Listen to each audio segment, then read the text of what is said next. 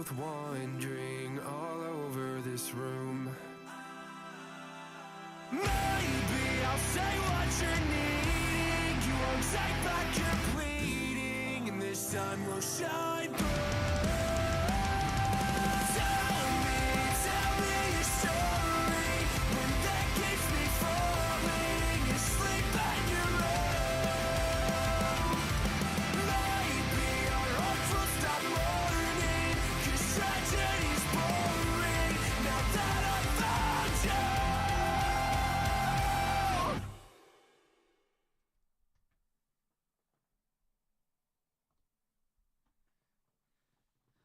Hello, everyone.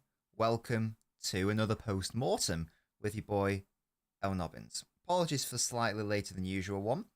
I just had to wait for an online shopping order to arrive before I could start, because it would be a bit embarrassing if it arrived partway through, so I figured I might as well wait for it to arrive, and it was later than the original allotted time, so that's why it's slightly later. But here we go. We're here now.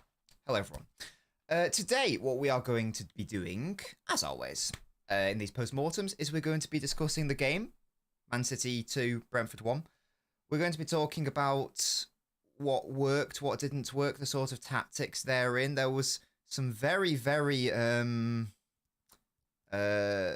what's the word I'm after? Worrying, maybe. Worrying things that I spotted in that first half in particular. So we'll be covering that and more. Obviously, City won, so it's not going to be like a negative stream today by any means, but it is important, I think, that we cover it, because there's no point in pretending that the game was perfect and that City were perfect and that everything is all rosy. That there were some issues that we need to address. There were some individual performances and individual people that need to be addressed and discussed long term in terms of that.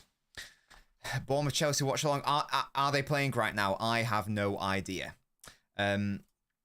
Ola Musty, international breaks affect the flow of our team. Spendiv, Brentford were very good today, but the best striker in the world rescued us, and I did indeed tweet that. Hello, Alf. Hat-trick would have been Haaland's 100th goal for City, so close to perfection. Savio annoyed me today. We kept trying to go for goal himself. He also, Savio annoyed me when he dived as well. Didn't like that. Less of that, Savio. Naughty boy. We don't like cheaters at this club, yeah? Haha, 115. You know what I mean? Less of that. I don't want divers.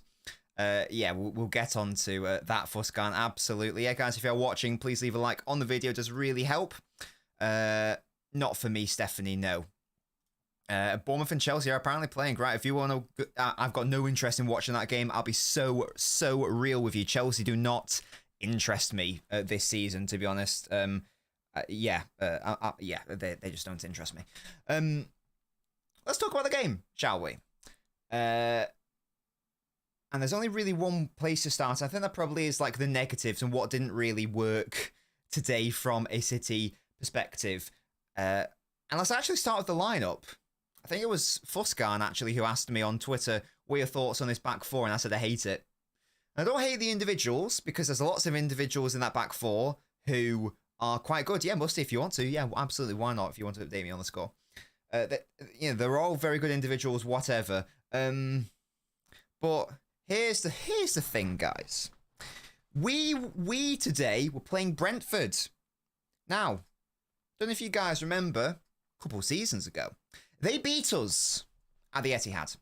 And they were able to beat us because they were dominant aerially, and we were not able to defend our box particularly well throughout the entirety of that game, to be honest. So when I saw that back four, and I saw that our best defender, our best box defender specifically, wasn't starting, I was very confused. And then when I saw that Kyle Walker was starting, I was even more confused. And then I saw Rico Lewis being shunted in at left back. I was even more confused therein. And then to top it all off, I saw that there was no Rodri defending this odd back four selection. Once again, the individuals aren't bad at all. Like, we all know how brilliant Akanji is, Stones, Lewis, even Walker when he turns up. These are all fantastic defense, but it didn't really make much sense to me to accommodate Walker by sacrificing Lewis because he's not going to be as functional out at left back. And it didn't make much sense, again, in my head, to partner one of Akanji or Stones with Ruben Diaz. That made no sense to me. The other thing was that it also just heavily altered how we set up in respect of, well, how we have set up the entirety of the season so far. If we, and you'll know this because, again, everyone on my channel watches my live streams and watches my YouTube analysis videos. The 3-1-6, which we have been using for the past however many weeks now, since the start of the season, is very reliant on the idea of, well, certainly when Grealish is in the team anyway, De Bruyne goes out to the left winger goes more centrally. Now, I actually pondered in our Discord server, and most of you backed me up on this, because I was thinking, with Lewis at left back, would that mean that De Bruyne is going to go more over to the right wing maybe? And that is actually what ended up happening. But then I sort of thought about it again. I was like, well, that can't really make sense, because that would mean that, you know, you'd have Grealish and Lewis on the left-hand side. And we all know that Jack Grealish never really played particularly well with Cancelo. Why? Right-footed, left-back, playing at left-back, who always wanted to be in those more central zones. And what I've just described there is Rico Lewis at left-back. Right-footed, is never really going to provide you that width on that left-hand side. Is always going to want to come into central zones. Indeed, that's what he has done for City the past few weeks. He's played in the midfield. So by playing Lewis at left-back and partnering him with Grealish, it means that there's basically nothing that can go on down that left side, really. For Grealish to work best, as we all know by now, he needs Bernardo Silva, he needs Ake, he needs Gvardiol, he needs a left footer, or Foden, he needs a left footer to preferably overlap him. And then therein, you can have a lovely fun time. West Ham, for example, brilliant game from Grealish. Why? He had that left footer supporting him. Lewis is not that sort of player, nor will he ever be that sort of player. So I was very, very confused as to that.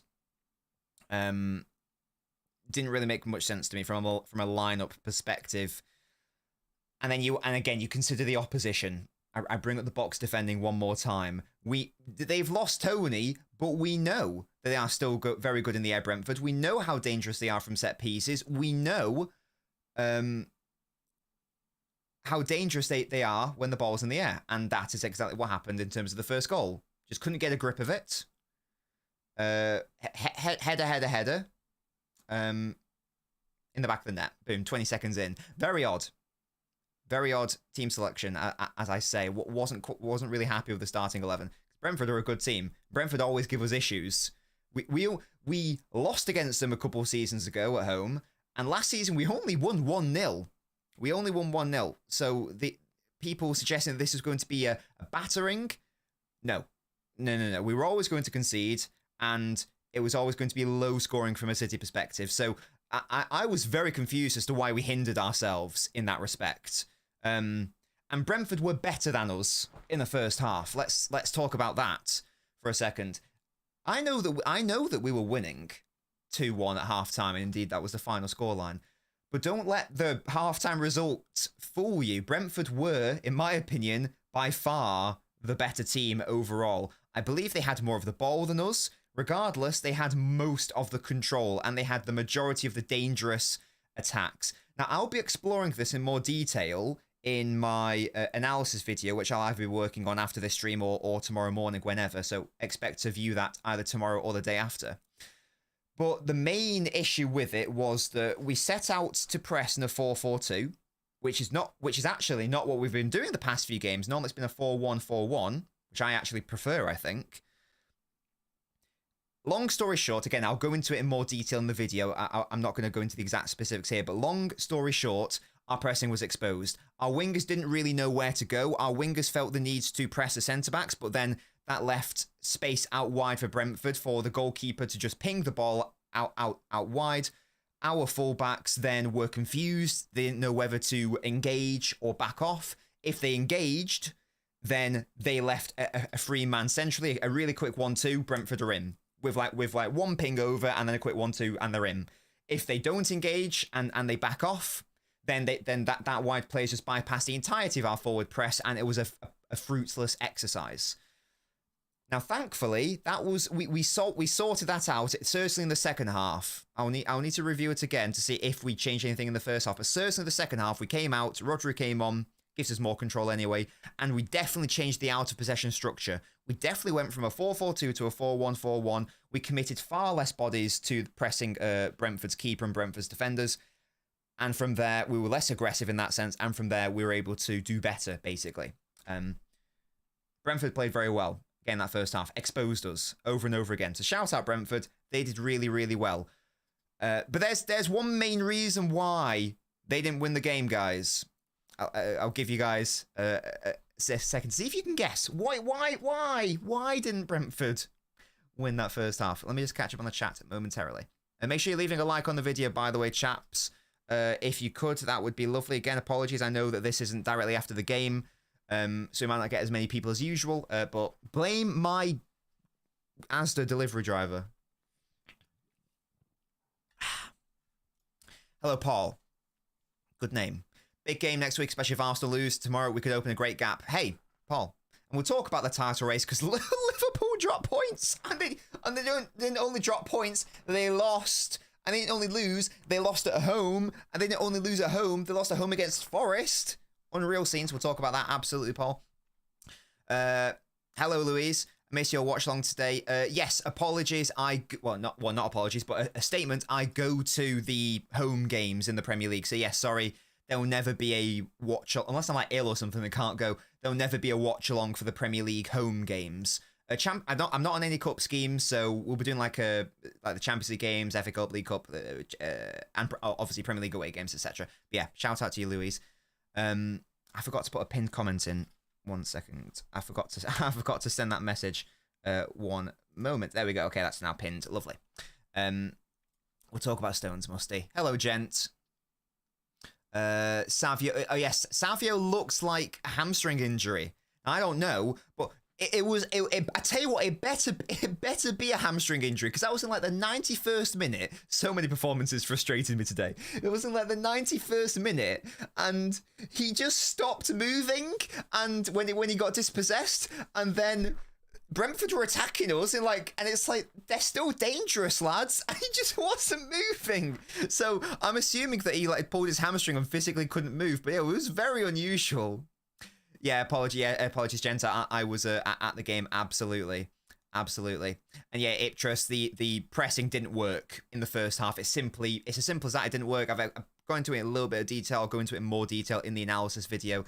But it's essentially we were too bold in the pressing, and we didn't get the wingers pressing correctly. And Brentford just exploited that entirely. Again, the wide areas were not protected by us today in that first half. Those passing lanes were on every single time. Very impressive by Brentford. You've got to give it to Brentford. It's not like City were crap.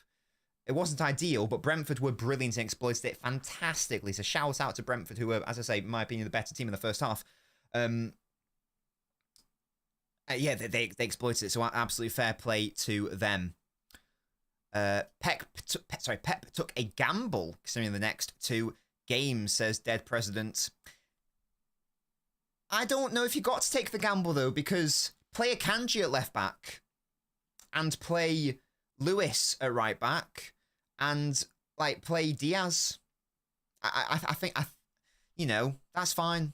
That's fine. I don't think that's any less bad in terms of fitness or minutes or whatever. I think it helped an undercut Walker and Stones. Yeah, we will get on to this duo.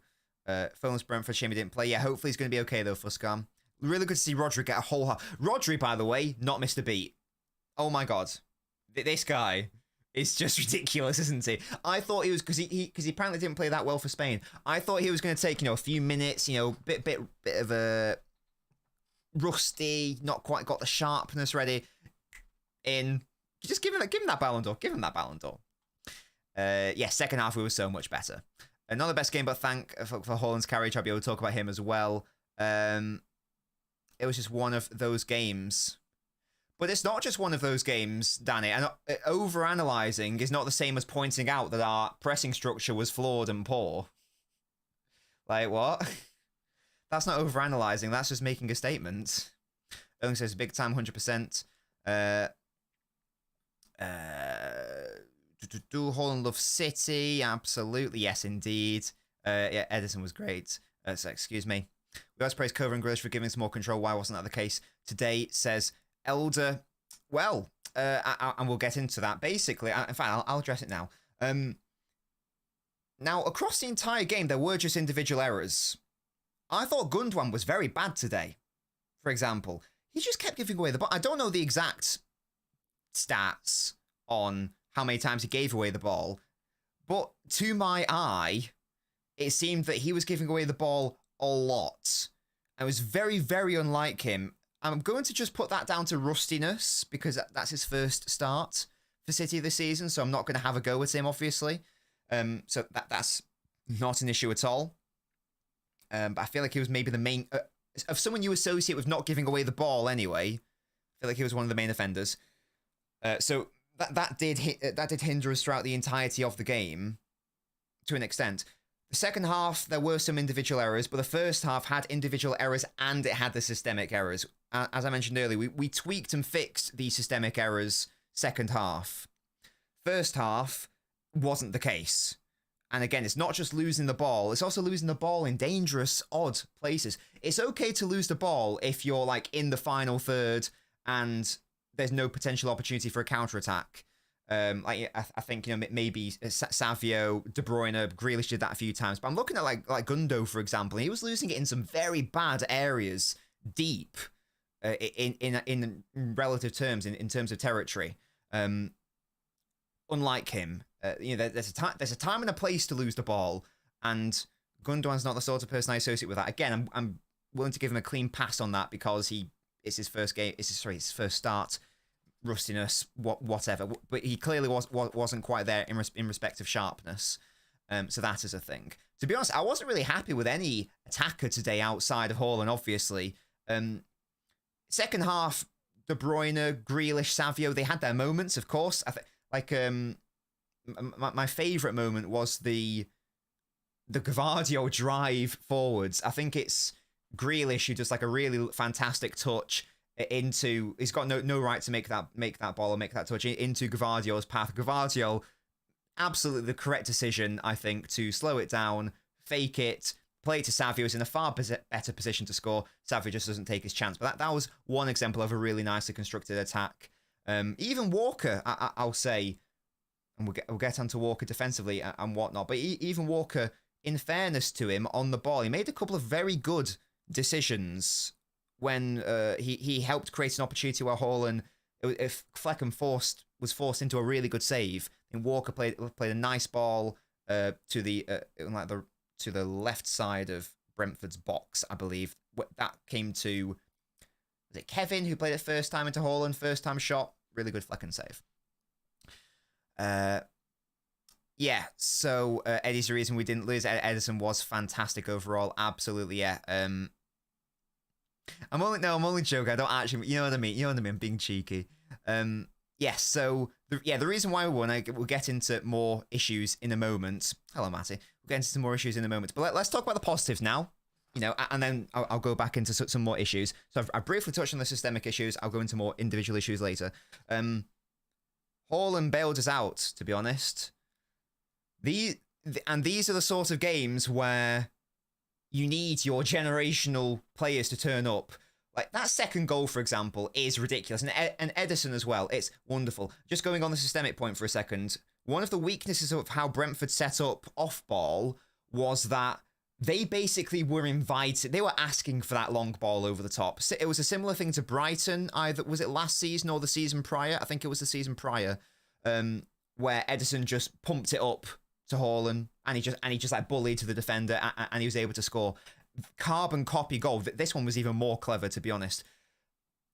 So what Brentford did was very brave, but it's a massive risk when you've got Haaland who can literally, with one ball over the top, it's not just the way that he executes. Now, he's, in my opinion, he's the only striker in the world who can do that. That whole sequence of events. Because it's one thing to do it, it's another thing to have the thought to do it, and then another thing to actually do it.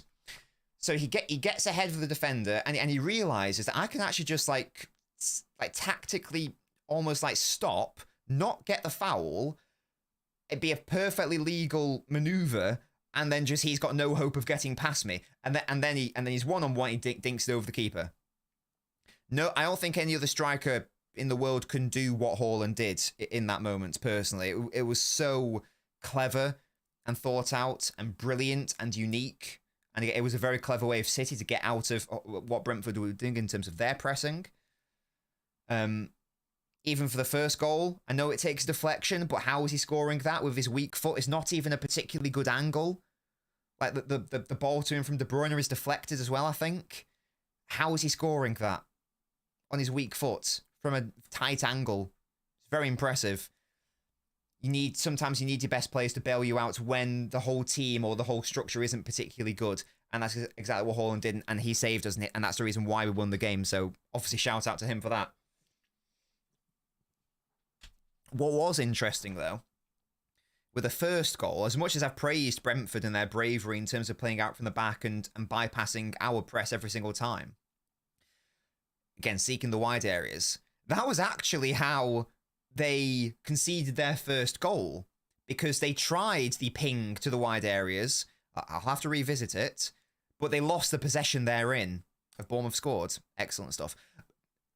I think either the defender miscontrolled it, City picked it up, and then from that action, they actually scored the goal. So as brave as it was from Brentford, it just goes to show that it can work, but if you don't execute it pinpoint perfectly... Oh, he saved the penalty. What absolute swines, Bournemouth. If you don't get it pinpoint perfect, you are liable to turn over possession, and then City can take advantage of that.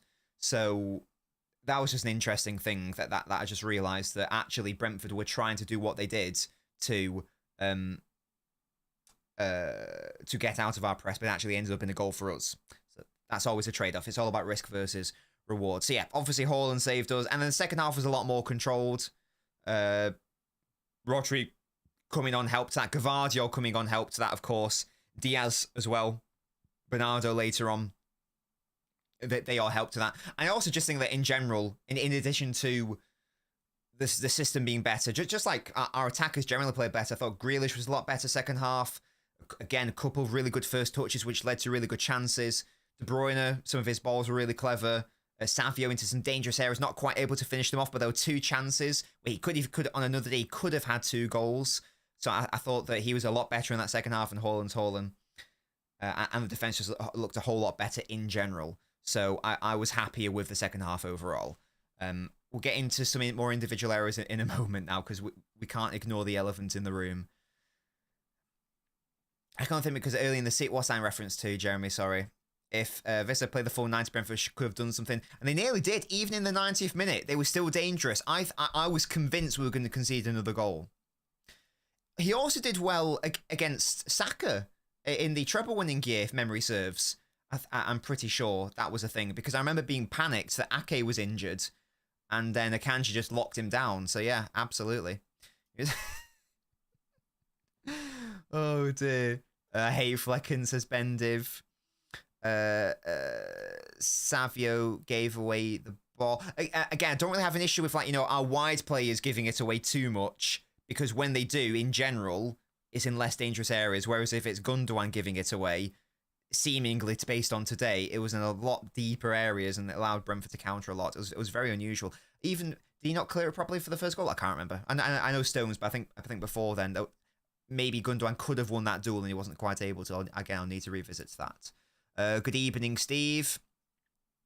Today City don't play to their standards. Factify, yes indeed. No, so a Pep Guardiola turtleneck. Yeah, big up. That 1-2 destroyed Walker still in my head. They did us with some 1-2s. Someone's talking is convinced Haaland will break Dixie Dean's record this season. Probably not, because isn't that 60-something or something mental? Big up to Herbal, my latest member. If you guys want to be like Herbal to get a beautiful golden name badge, a loyalty badge, emotes, and my eternal joy and admiration. And also just, I guess, priority support. Sorry, priority responses in the chat, because I can obviously see members' comments easier. You can click the little pinned comment or click the joint button to support your boy for £3 a month. It's very much appreciated. Shout out to all my beautiful supporters who super chat me and are members.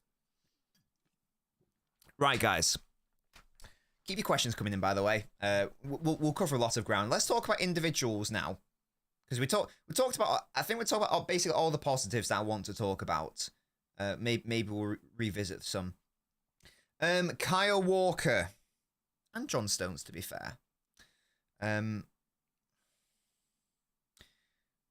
It's 2024, September 2024 to be exact. The 14th of September 2024 at 8:42 p.m. to be exact. Kyle Walker should not be starting potentially tricky Premier League games anymore. And Brentford at home, I don't care if it's at home, Brentford's a tricky game. But certainly for City in terms of how they play, and that's what history tells us. Kyle Walker must not be playing. Now, I know that what I will say is, just in Walker's defence for a moment, he did well for our first goal. It was a very clever ball through for him, which found Kevin. So I'm going to give him credit there. And I'll also give him credit in the second half, I mentioned it before, where Flecken saved a really good effort from Haaland. Again, that came from Walker playing a nice ball through. So I'm going to give credit where credit's due. They were intelligent balls. The main issue is I know that Rico Lewis can do those balls as well. And Herbal's just said it there, Rico is better. So as much as I'm going to rightly credit Walker for those two moments, I know for a fact, and I don't think it's unfair to say this, if Lewis was in those positions, Lewis would also do that, because Lewis is better on the ball than Walker, so of course he'd see that. So I'm not going to use that as a, oh, he was justified in starting, because look at how involved he was for the first goal. Again, I think Lewis can just do that. Sadly, it's the same as last season. There's not been an improvement. Certainly not defensively. He's all over the place, guys. I know that and we'll talk about Stones. I know that Stones is probably more at fault for that first goal, because why doesn't he just get a proper clearance on it? But I'm looking at Kyle Walker, who is a veteran by now. He just leaves his man. He just doesn't pick him up. You know that the ball, the cross, and then that, I don't know who the player is who wins the header, but on Walker's side, he heads it, and then he heads it into the back of the net. Why has Walker not picked him up? That frustrated me. I'm not putting it all at Walker's door, because I think the majority of it, I think there's a lot of City players in there who made a lot of errors. I think Gundogan should have done better in a duel beforehand. I think Akanji probably could have been better before that. Lewis maybe should have been more alert. Stones should have cleared it. But it doesn't help, does it? It's not doing his cause any good. It is a repeat of last season, certainly from a defensive standpoint. His brain doesn't work quickly enough when the opposition presses high. I think that's fair to say.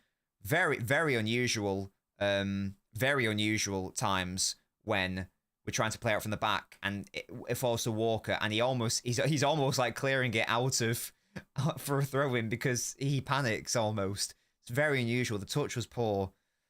Still determined to shoot from distance. In fairness, his one shot today was actually he was actually justified in taking that shot because it was actually a clear sight of goal in a decent area, so fair play, but that's frustrating. Aerially, apart from the first goal, which I have a bit of a grievance with overall, I thought he was actually quite dominant. He did do one good moment with, the chest back to the keeper. That is fine. There is still definitely a place in the squad for Kyle Walker. Definitely still a place in the squad. And he still deserves to be starting some games. But I'm not talking Brentford at home. Because, again, Brentford are a good team. He needs to be starting against a team who are basically not going to cause us any defensive concerns. I know Ipswich scored against us, but we're talking about the Ipswiches. We're talking about Watford in the FA Cup, or is it the League Cup, whichever one it is. We're talking about dead rubbers in Champions League games. We're talking about, maybe Everton at home. He really should not be starting games where there's a big risk of us being under the cosh defensively. It's just not quite good enough. And I feel like I was banging this drum all of last season as well. Last season, we know now that Walker's not offensively good enough. Last season demonstrates he's no longer defensively good enough to be a starting choice. I mean, I don't mean for Man City. I mean to be the main guy at right back. Couple that with the fact, and Letty's just said there, we need Rico. Couple that with the fact that Rico Lewis has started the season so brilliantly. It just makes no sense for Walker. The team has outgrown him. The team outgrew him last season. He should not be a start. He should not be starting more than 15 league games this season. I don't think he should be starting more than 12. I don't know how many exactly. Pull up my Walker shut up, Musty. And that's a shame, because obviously Walker's a fantastic servant of the club. In my opinion, the greatest right back in Premier League history, if we're talking about overall players. But he's going to be 35 next year. I think this has to be surely the final season for him. And if he is used, if you want to keep him as a leader, if he is that in the dressing room, then of course that's fine. But he just can't be starting games like this. And he certainly can't be starting games at the expense of Rico Lewis being shunted at left back, because that is disastrous. I might even rather Walker at left back than Rico at left back. I don't know why we are accommodating Walker and sacrificing Lewis. It's England. It's Southgate. That's a Southgate decision. For England, we were accommodating Walker at the expense of Trent. We were shoehorning Trent in midfield to accommodate Walker at right back. Makes no sense. You don't have to start Walker. It's not mandatory. You don't have to start him. So that's Kyle. But that's not really new information, because we all know that, and I'm sure he knows, that he's not the player he once was. And again, there's nothing wrong with that. But he just can't be. Last season, he had the 4th most minutes of any City player. He can't do that. That must not happen. That must not happen. Certainly not at the expense of Rico Lewis, who's so fantastic. Herbal says Walker will probably move on soon. We should get ready for that. It's Rico's time. Yeah, I agree. I can't lie. I would sell Stones next time and bring a 2-footed centre back like Brentford. We'll talk about Stones next, definitely. Could he be a crock or just I hope for just betting in, Steve. Absolutely. Would you not still start him against team like? And again, ultimately, that's a very good point. If there's a very specific use case, then there is still absolutely a place for him in the squad, because even at 34 years old, however old Walker is, he's still got Vinicius' number, and he's still got Mbappe's number in that respect. So that is fine. But again, that's an incredibly specific use case, and you might not even come up against Real Madrid all season. So have him in the squad, have him around. I don't mind having him in the squad. I just mind him starting certain games, and I mind him starting games at the expense of other players or other players' development, i.e. Lewis. Lewis was hooked at half-time today, and that wasn't fair. Now, it wasn't wrong to bring on Gvardiol, but it wasn't right, in my opinion, to sacrifice Lewis for Walker. For me, Walker should have come off at half-time. Lewis gone to right back, because Gvardiol coming on was the correct choice. But I just don't think that was the right option in terms of substitution. Doesn't appear that quick. It's certainly not as quick, that's for sure. My issue with Walker's pace isn't his pace of body, it's his pace of brain in terms of like knowing where he's supposed to be. It's almost like he's like half a second behind the play. He doesn't quite realise where he should be until it's too late in times. The best example I can think of was the Newcastle game last season, on both goals, to be honest. He took too long to get into his position. He was delaying. The danger's there, Kyle. The danger's there. Oh, now I'm going to run. And then it's too late, and they've scored. Fans don't like Walker these days. He's not having his case for this. Now, I still like Walker, of course, but I don't like him as a starter. And that's just the reality of the situation. Pep Gamble changed the whole back line. I'm glad it paid off somewhat. See, that's the thing, Herbal. I don't agree it paid off. Because as I discussed earlier, we should not have been winning that first half. So if the gamble paid off, it was by virtue of luck rather than consequence. You know what I mean? It was happen chance rather than something intentional. It wasn't like, oh, and it was a really educated decision and and it's come to fruition. It worked out, but for the wrong reasons, if that makes sense. Has Sano Carvalho opened the door for Stones leaving? Shall we maybe talk about Stones now? We'll talk about Stones after as caught up on these. Walker can do a job. Depends on the job, though. He shouldn't be... I'm sorry, he shouldn't be starting against Brentford. He's making too many mistakes, I agree.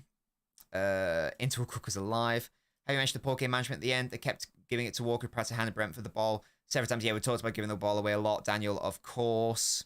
Walker's no longer the 1-for-1 option. Yeah, totally agree. Bailey's got to be a... I think he's our third choice right back. I think Lewis is the first choice, and it should be a Kanji thereafter. And I'd probably rather Stones at right back. So this is the world I'm operating on. Now I understand that's not doable because we only have 7 defenders, including Lewis, so you can't really treat the back line like that. But that's the way I'm viewing it. In terms of like players who I would like to see in the back line, well, the first one I want to see Lewis at right back. If I can't have Lewis, fine. I want a Kanji. I can't have a Kanji, right. I want Stones. I can't have Stones, okay, I'll have Walker. In my ideal pecking order, for me, Walker's our 4th best right back. That's my take on that. He might be saying Lewis's legs for next week. I don't know. I don't know. Lewis has got baby young legs. Let him flourish. Let him play, I reckon. Let him play. Yeah, big up to you, Jamie. It definitely. Yeah, I don't agree. It paid off. Yeah, I concur. I concur. I may have paid in terms of Gundogan and Stones getting minutes. Oh, I see what you mean. Yeah, I mean in terms of result, of course, it paid off. Yeah.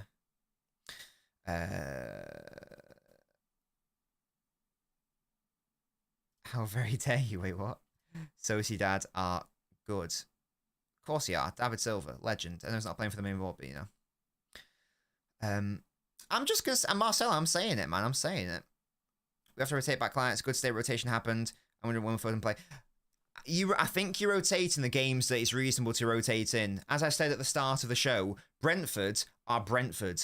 They are very good against us. We've never had a good game at the Etihad against them, to be honest. They beat us a couple of years ago. We just about beat them 1-0 last season. We just about beat them today.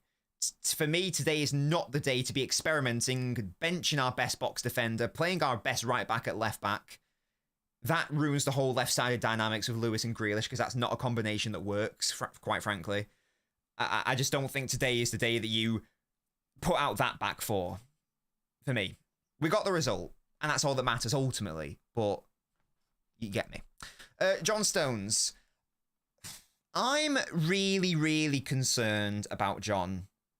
I'm really concerned. I love John Stones. He's a beautiful man, of course. Great hair. Was arguably the most important player in the treble-winning year. Got massive respect for what he's done for City in terms of coming to City, lot of haters, a lot of people not understanding his game, poor start to his City career, bouncing back in the best way possible, putting in Team of the Year performances, and as I say again, arguably being the most instrumental member of our treble-winning year because we can't play like that without Stones because it's the Stones. There's a reason why I call it the Stones system, named after John Stones. So I don't have a dog named after him. No, I do not. I'm a massive Stones fan, so it really saddens me to question him in that respect. So I don't do this lightly, because again, I love John Stones. I'm very concerned that that this City's team is passing him by. If that makes sense. It's already happened with Walker. Like that ship sailed last season. The ship hath sailed, and that's gone. I'd like to think that it's an isolated incident and it's rustiness, whatever. But I'm a little bit... also given the fact that Gvardio's come into the team and he's looked so good. And he's just looked so composed. And Gvardiol is the closest defender that we have in terms of how Stones was performing in that treble-winning year. In terms of how composed he is both on and off the ball, just assured no matter where he is on the pitch. And an enhanced version of John Stones, maybe, in terms of how he's able to drive forward with the ball and get into those and be an actual genuine threat in those in the final thirds. He should have got an assist today, for example. An improved version of him, maybe.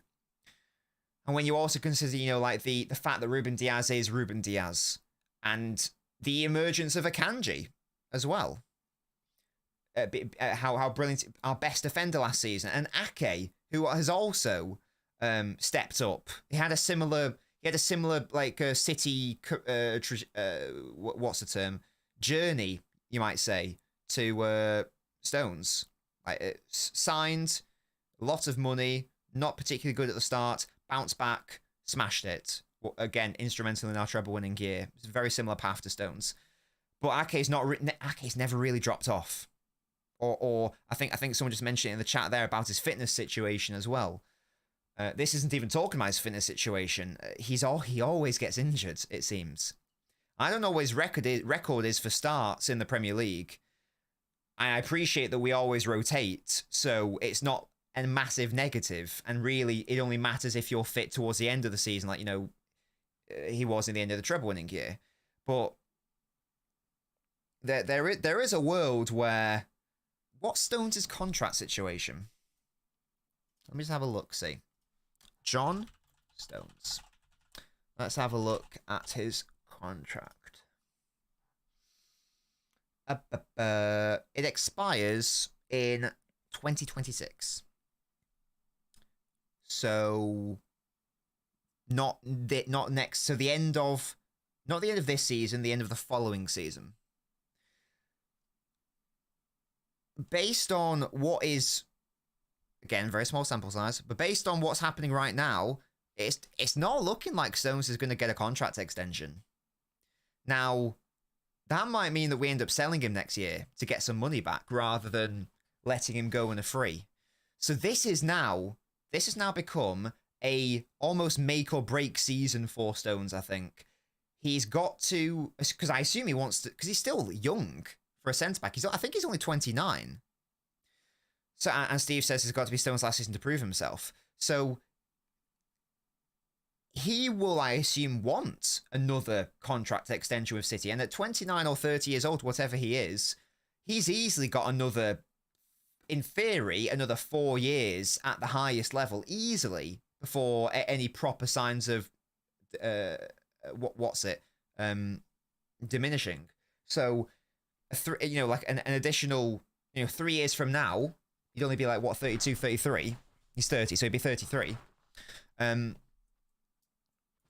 absolutely fine in terms of centre backs. He can still perform at an unbelievably high level at that age.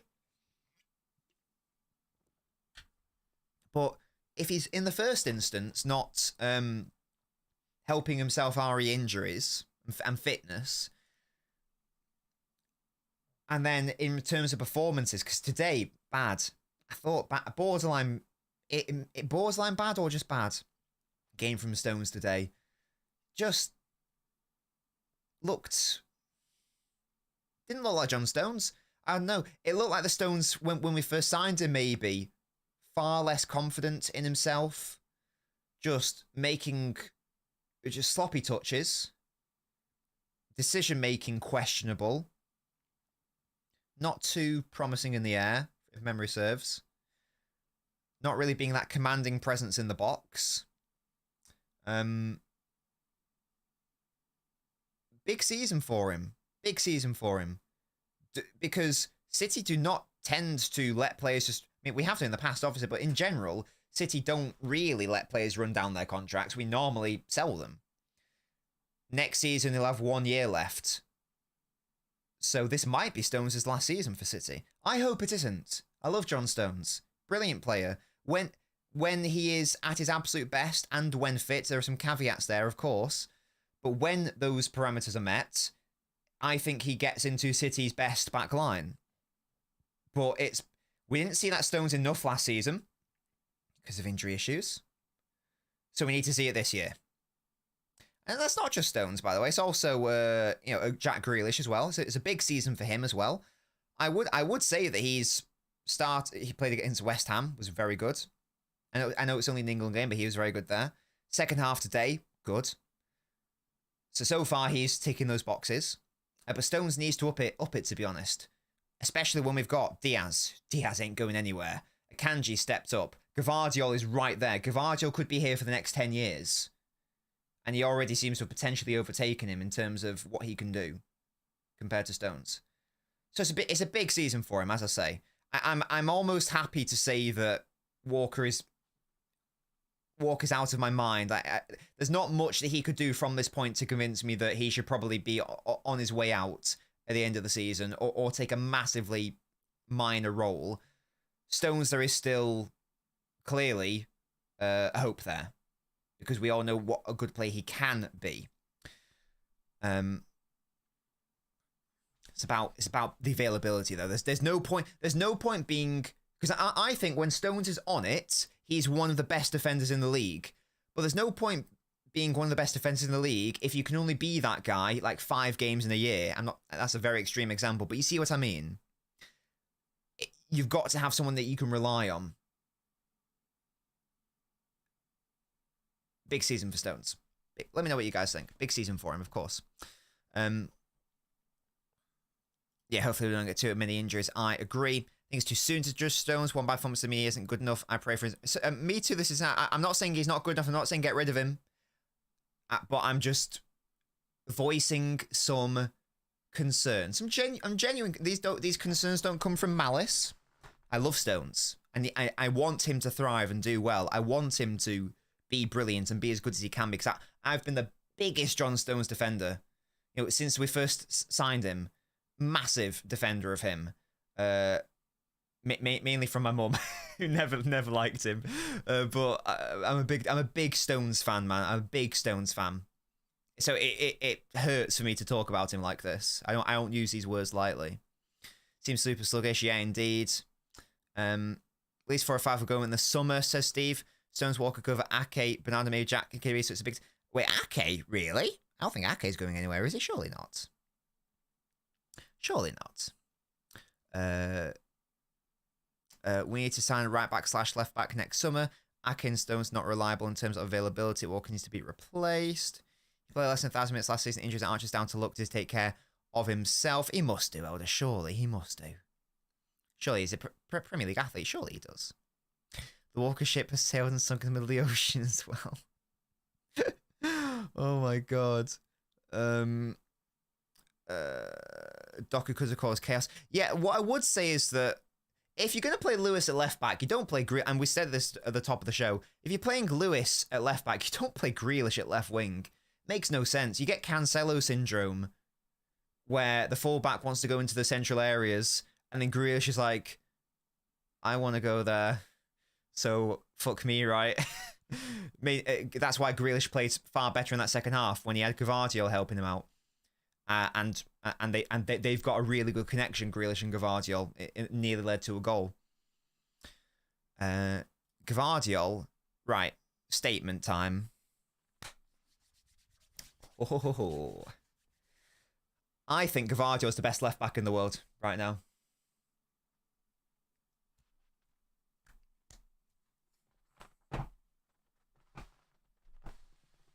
Oh, is that a bold thing to say? Or, nah, let me know. I think he is. Who's better? Who's better than Gvardiol? Certainly no one in England. So, I want to be hearing fucking Calafiori and Robertson and fucking Dogie. Who's a better left back than Gvardiol? Who's a better left back? Tell me. Let me know if I've overstepped the mark there.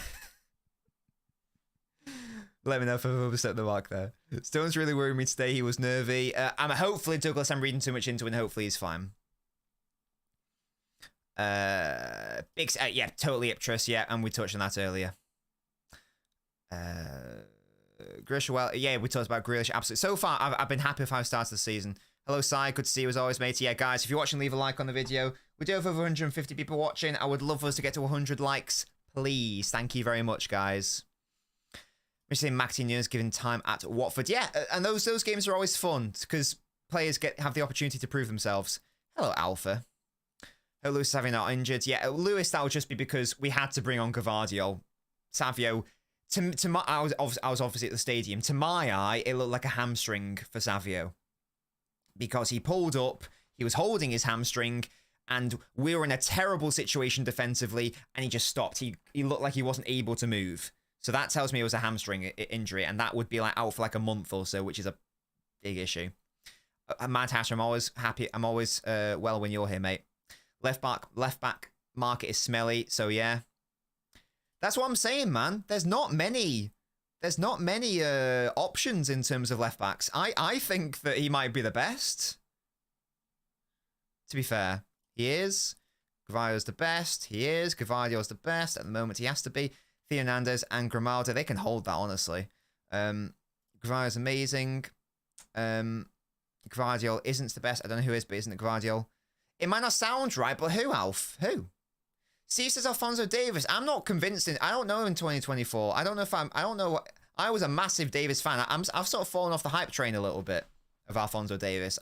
I'm thinking that Gvardiol is better. I'll be real. Big statement, obviously, he is up there. He is a big statement. I'm a big boy.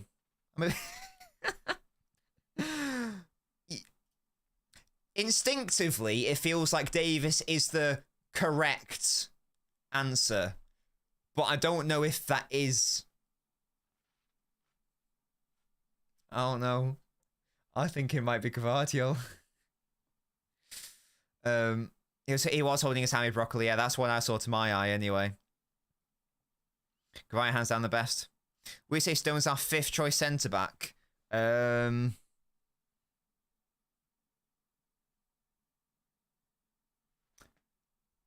What, like this season? Yeah, well, Ruben Diaz is our best defender.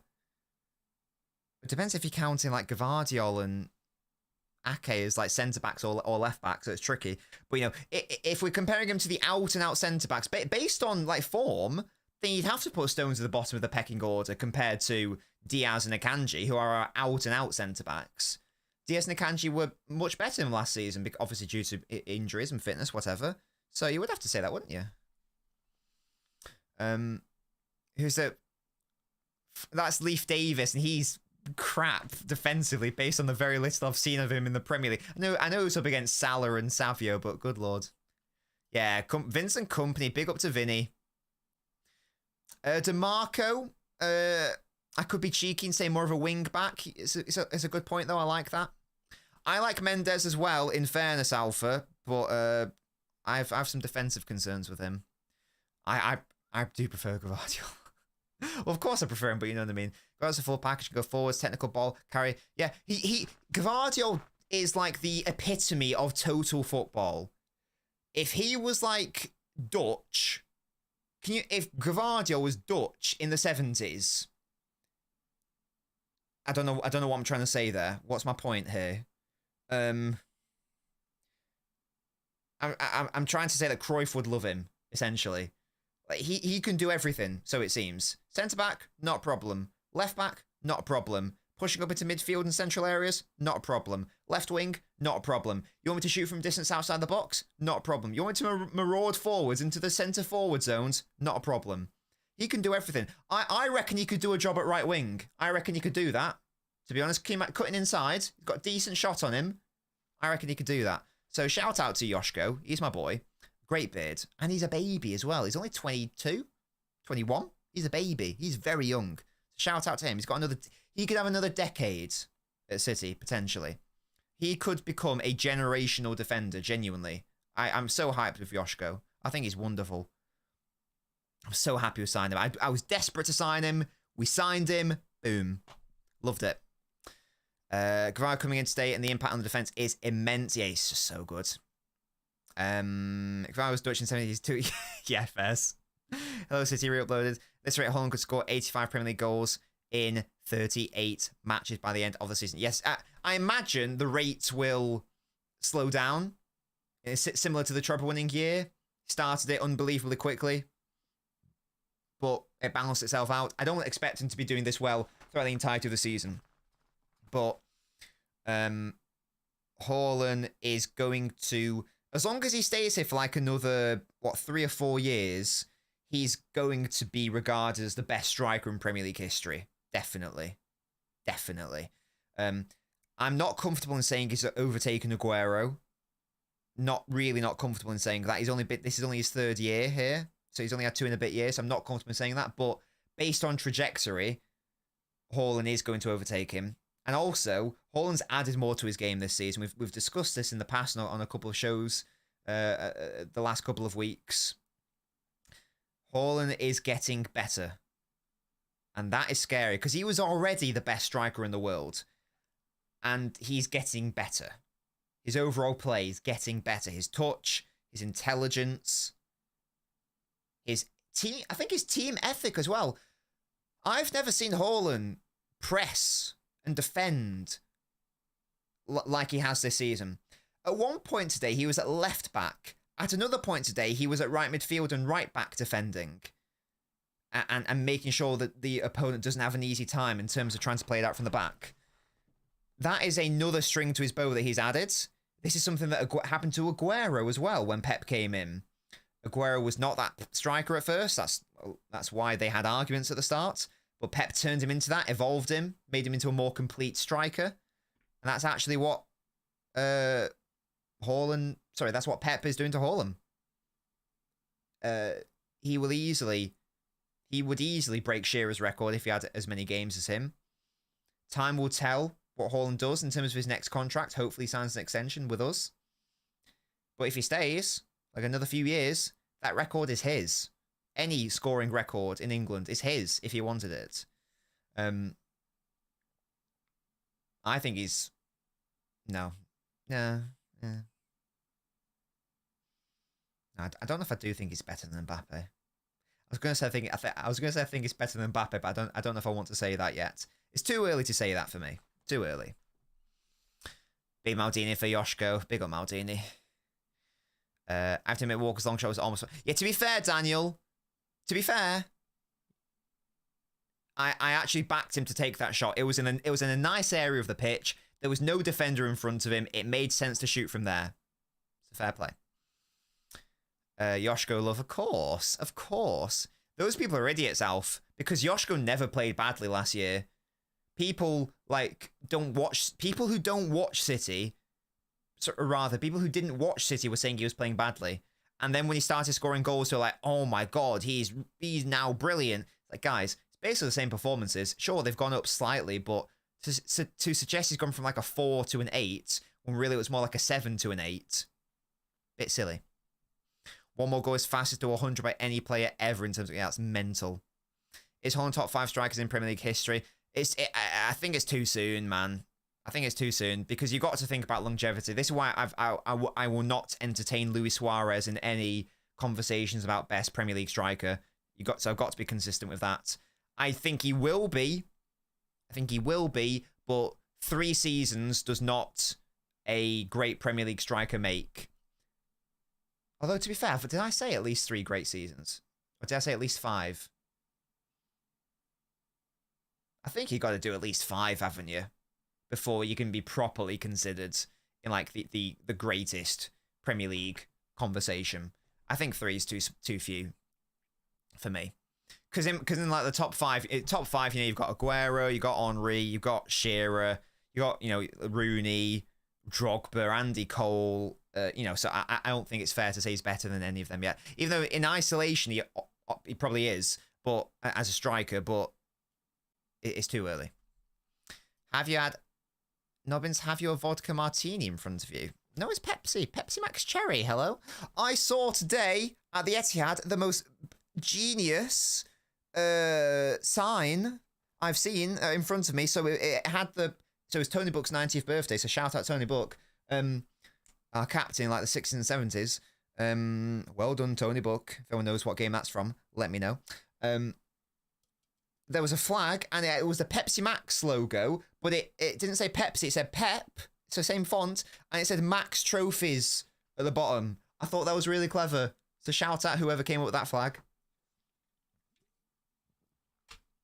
I thought that was really fun. I thought it was really funny. Don't know if that was on TV, let me know. Haaland almost got, yeah, exactly. His interplay is so much better. Heading needs work. Yeah, I would say that's probably, from an area where it shouldn't be his weak spot, he's not particularly good at heading, is he? I do agree he does need to get better at that. Mo from Judge Mo, shout out Judge Mo. So City are excited to watch. He did, yeah, and I was on a show and I said this excited, and because of the wide players, it's because of Savio's really fun, isn't he? I don't like the dive. The dive really annoyed me, to be honest. That upset me. But he is very exciting. He's very fun, isn't he? He's very fun. What's your bite with Suarez? Not enough time in the league, that's all. That's why he can't be in the conversation. You need to have... He only had, was it 2.5 great seasons? He obviously had one world-class season. He had one great season, I think half of one. His first season wasn't particularly good. What do you think about KDB and Gunn starting together? I think we're a bit slow in transitions. Yes. This is why it's a nice idea for, you know, Gundo, Kova, De Bruyne to all be starting together. There's not a lot of energy in that midfield. It does feel like it's missing a Bernardo in big 2024, or a Foden, or a Nunes, or a Lewis. I don't mind it for some games, of course. But it's probably not ideal in a lot of games. Again, I'm looking at Brentford as a team who causes proper issues. Andrew, thank you so much. You're already the top super chatter on the channel this month, so thank you so much. Always supporting the channel, mate. And congrats on moving into your flat, by the way, as well, Andrew. Shout out to that. Let me know how that's all gone.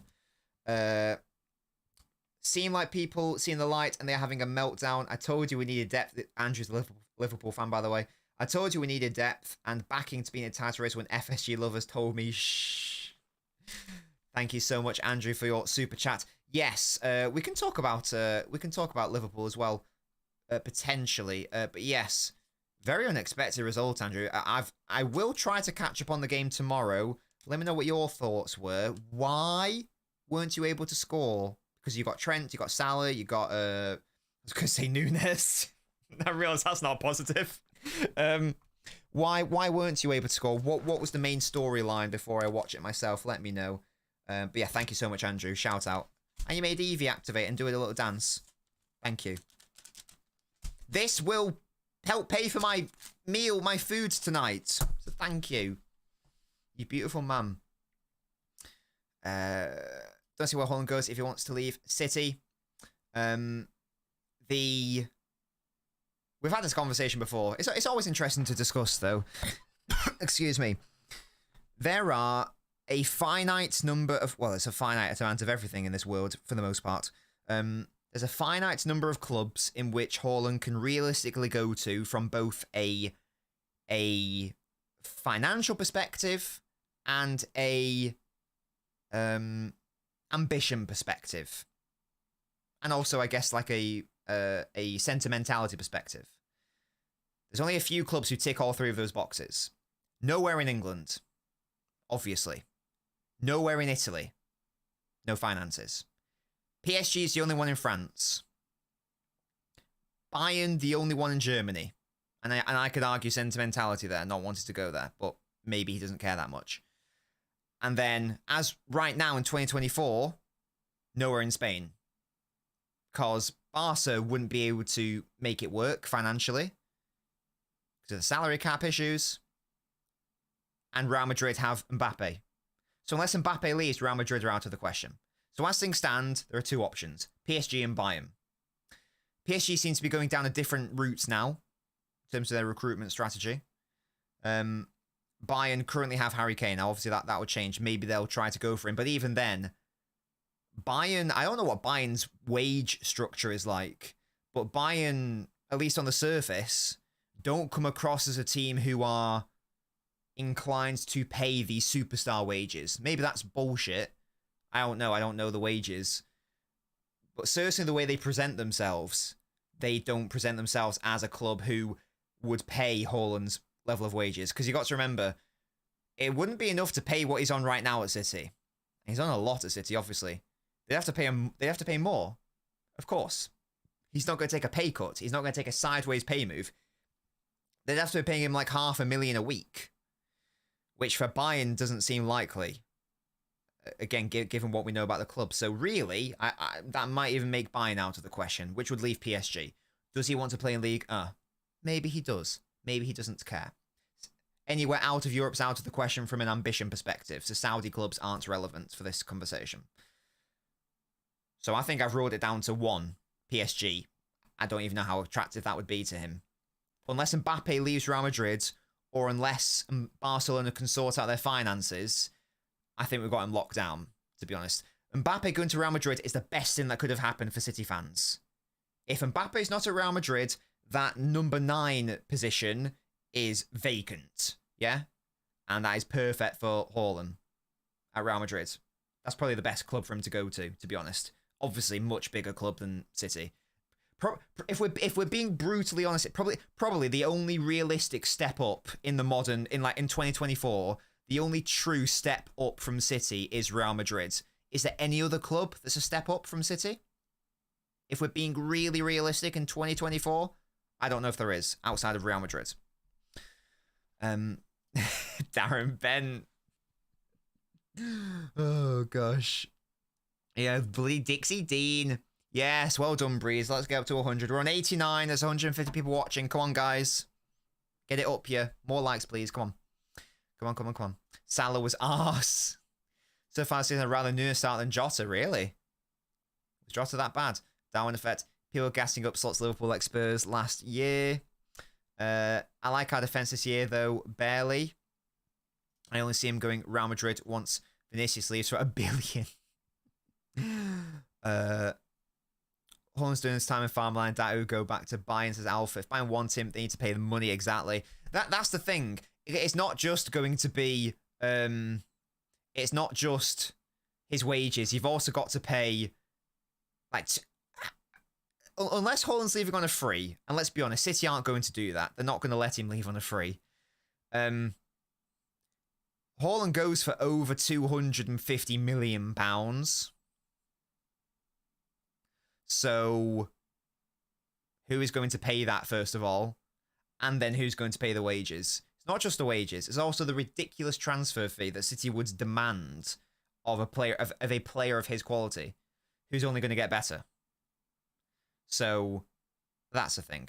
I can see him just staying at City for like another 5 years or whatever. So, yeah, it's the thing. PSG's backwards into career-wise. I agree with this. I'm just thinking about logistically. Shut so musty. Barca's salary cap has doubled to over €400 million. They're getting back on track. They're still struggling to register Dani Olmo, though. They had to ditch Gundogan for Dani Olmo. So these are the levels that we're working with here. Who's scoring when Haaland isn't? Well, if Haaland's not starting, well, it depends. We are reliant on Haaland right now, but that is by design. We have specifically this season set the team up in a way whereby we are maximizing Haaland. We are literally building all our play around Haaland. Naturally, that means he scored most of our goals. If Haaland's not in the team, and you can do that with Haaland because he's the best striker in the world, so why wouldn't you maximize opportunities for him to get in front of goal? If he's not starting, the system changes. So the paradigm changes. Now all of a sudden, so let's say, for argument's sake, Gundogan starts where Haaland is, or no, let's say Foden starts where Haaland plays. Well, City play totally differently then. And then it's a totally different situation. So for me, you can't really, we're comparing apples and oranges here. You can't really compare the two fairly. So we won't know until we're in a situation where Haaland is not in the side. But I've seen some people say that, oh, City are too reliant on Haaland, that's a bad thing. That's sort of missing the point. The point is, we are purposefully making it so that we are reliant on Haaland. That is the point of the new system. Maximizing him. We've demonstrated for the past 4 years, that we can win the title without building the team around a striker necessarily. Haaland broke the Premier League goal scoring record a couple of seasons ago, and the team was not built around him. He was a piece of that puzzle, but the team wasn't designed to get the most out of him, if that makes sense. Which is a scary thought. That's why he's probably going to break his record this season. Whereas, like, hello, Toby. Why would Haaland's agent said Erling wants to play in all of Europe's top 5 leagues? Wait, but and that's fine, Toby, but you tell me who in Italy is going to pay that transfer fee and who can afford the wages. Serie A is broke. They can't afford that. Like, so unless we are assuming that Haaland is going to take the biggest pay cut at an unprecedented degree, and let's be real, players of his generational quality know their worth, and they ain't going to do that. That's the first stumbling block. And the second stumbling block is who's going to pay the fat transfer fee to City. It's because it's not going to be pennies we're talking about here. It's going to be hundreds of millions of pounds for a player of Haaland's quality. They simply, physically, feasibly can't afford him right now. Unless a massive swing happens in the financial landscape in Italy and Serie A generally, it ain't happening. So it's a nice idea for him, but it doesn't mean it's going to happen. He can say that all he wants, and that's a lovely idea. But yeah, you could also say because Haaland's the sort of player who could get to like 35, 36, and he could just have like go on holiday. You know what I mean? And just have a couple years in France, couple years in Germany, etc. At the end of the peak of his powers. So it's not necessarily I want to play in all top 5 leagues in my prime, just maybe over the course of his career. Yeah, Juve ain't coughing up those fees anytime soon. I don't even know when. When was the last time Italy were financially secure and able to able to spend that much money? They can't. They can't currently.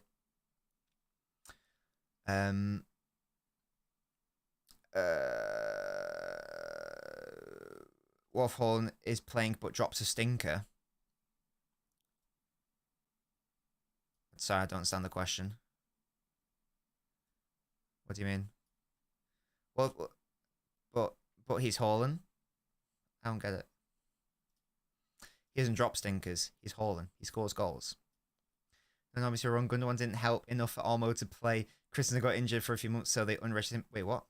Gundogan didn't help enough.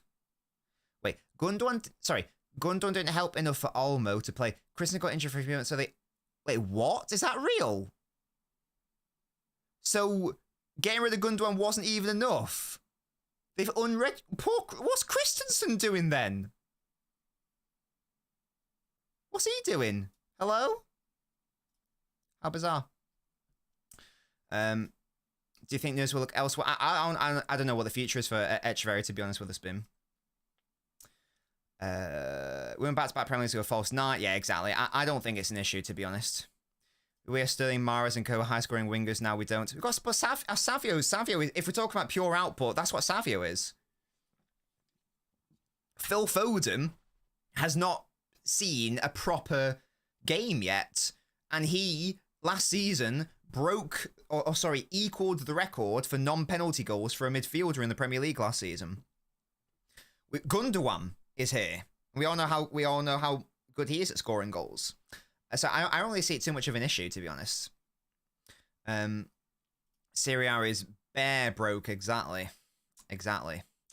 Foden needs to be included in the team. Yeah, hopefully he's just being eased in. Absolutely. Olmo didn't play after Gundo left. That's crazy. 81 financially secure when you've paid 100. Right, well, first of all, Haaland's going to cost a whole lot more than 100 million. So that probably double. Point number one. Point number two, I don't know what Ronaldo's wages were at that moment. I'm sure they were crazy. I guarantee that Haaland will be demanding more than that if we're talking about this stage 3-5 years in the future. I don't see it as a realistic outcome, to be honest. Again, not unless the financial landscape changes to a ridiculous degree. To a ridiculous degree. I can only really base it off what we know now. What we know now. Good point. Good point. I think Bob will have good outputs. Is there anything else that we would like to chat about today, guys? Christensen is out with injury till January of the new salary cap they have, and new kit deal with Nike in Jan. Player registration issues will be a thing of the past. We'll see. We'll see about that. If there will be a thing of the past, and if they're able to spend a lot of money. We'll see. Yeah, Haaland is 24, Toby. Yeah, so he'd be 29 in 5 years, which is mad. And this is why, just like side note, that this is why Alvarez never stood a chance, because Alvarez is older than Haaland. I know it's only by a few months or whatever, but you get me. Andrew, thank you so much again. Thank you so much, mate. You didn't tell me about your new flat, by the way. How's it going? Make sure you're looking after yourself financially before me, but thank you so much. This is literally going to pay for my... I'm having a takeaway tonight. This is literally paying for my food tonight, so thank you so much, Andrew. You're a kind, kind soul. I'm going to have bare mini fillets. What I don't like is... Again, Liverpool fan. What I don't like is players can't have bad game. They attack Trent and Salah to push agendas. We both had a good start to the season. Wait until next.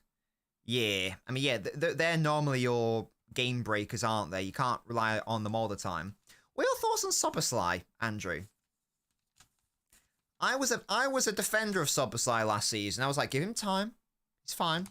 I'm starting to lose patience.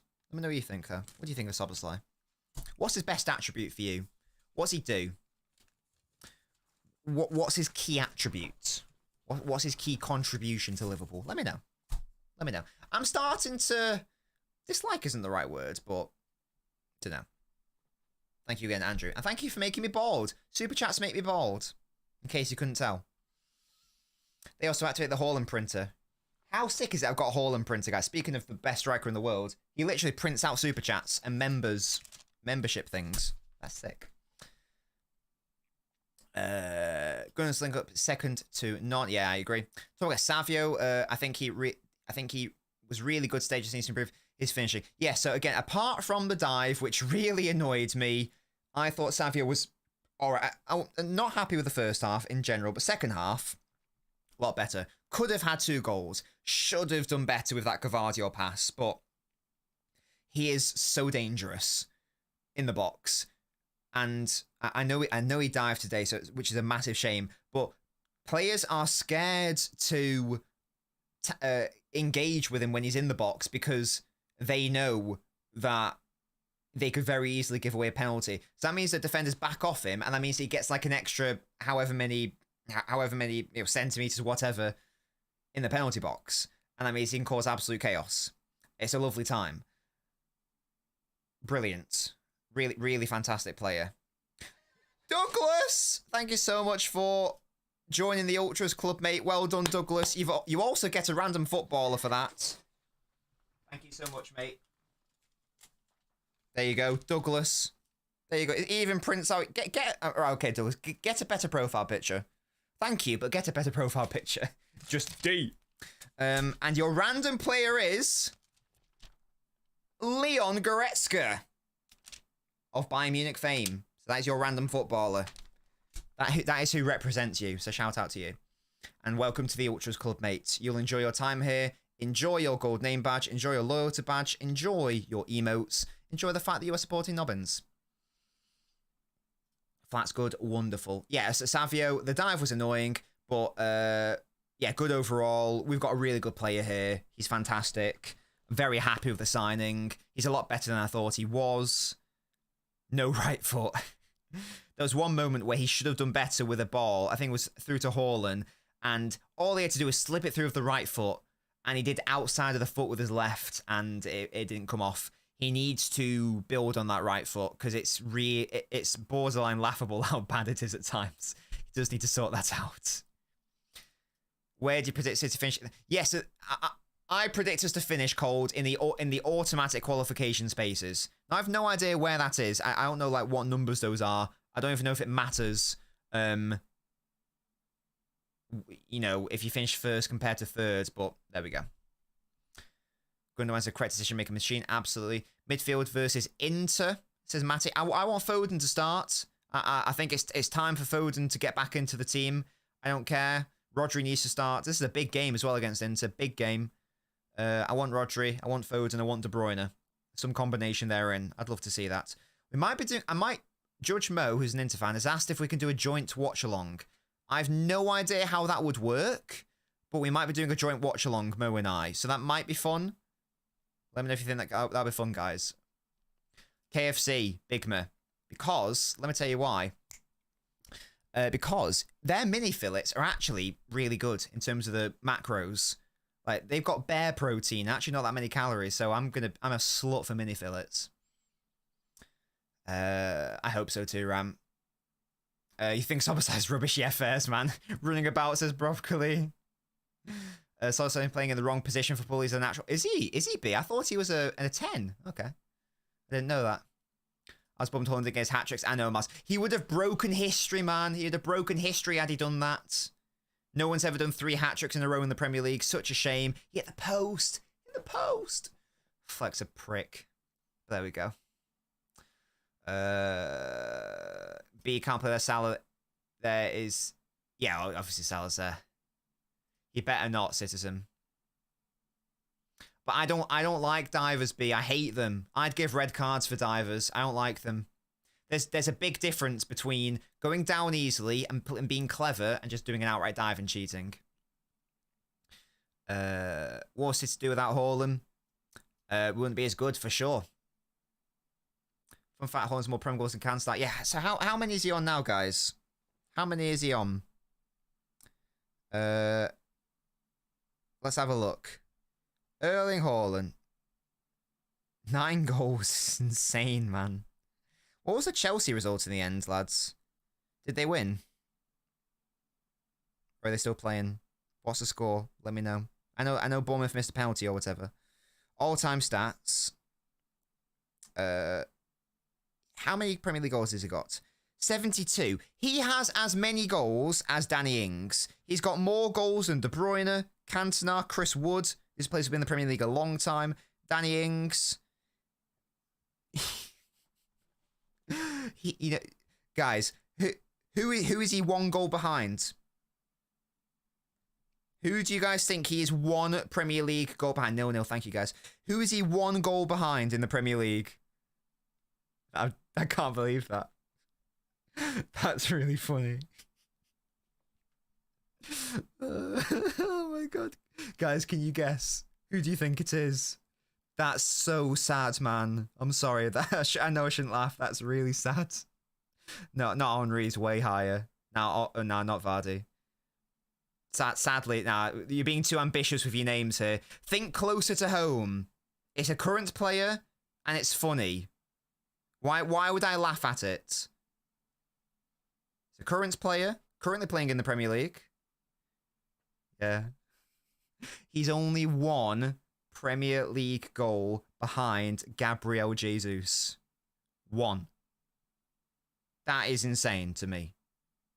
How many more games has he played, man?